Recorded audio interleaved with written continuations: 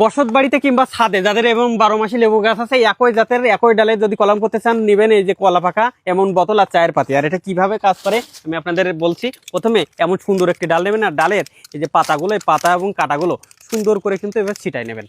তারপরে আপনাদের কাজ হবে যে 12 মাসি লেবু গাছ আপনারা 15 থেকে 20 দিনের ভিতরে কিন্তু তৈরি করতে পারবেন। তার আগে এই যে দেখেন আমি সুন্দর করে কিন্তু এই যে ডালের পাতাগুলো ছেড়ে নিলাম, কাটাগুলো ছেড়ে নিলাম।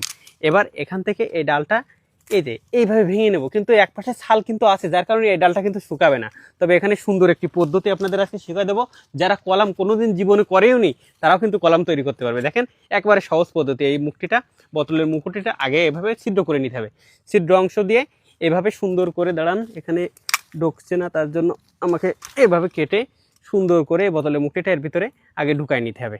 তারপরে এই যে দেখছেন বোতলের এই যে এই অংশটা এভাবে লাগিয়ে দিতে হবে। আর এর ভিতরে খেয়াল রাখবেন যে 2 থেকে 3 ইঞ্চি যেন এই যে ভাঙা ডালটা তার জন্য এই বোতলের ভিতরে থাকে, 2 থেকে 3 ইঞ্চি থাকলেই কিন্তু হবে।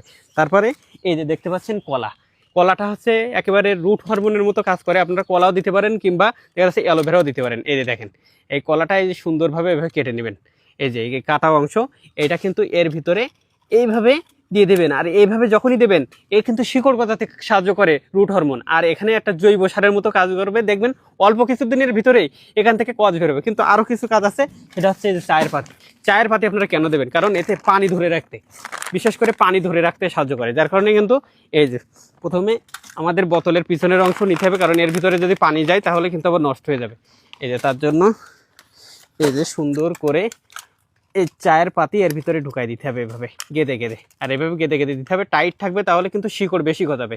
এই যে সুন্দর করে এভাবে দিয়ে দিতে হবে চায়ের পাতিটা দিলে দেখবেন যে যত প্রকার শিকড় আছে খুব সুন্দরভাবে কালো কালোভাবে বের হয়ে যাবে। আর যখনই বের হয়ে যাবে তখনই কিন্তু এই যে যখনই বের হয়ে যাবে তখন এখান থেকে আপনারা এই ডালটা কেটে নেবেন, কেটে অন্যটা রোপণ করবেন। দেখবেন এবং 12 মাসি যাতে লেবু গাছ আরেকটি তৈরি হয়ে যাবে। সর্বোচ্চ 15 থেকে 16 দিন পরে এখানে শিকড় গজিয়ে যাবে।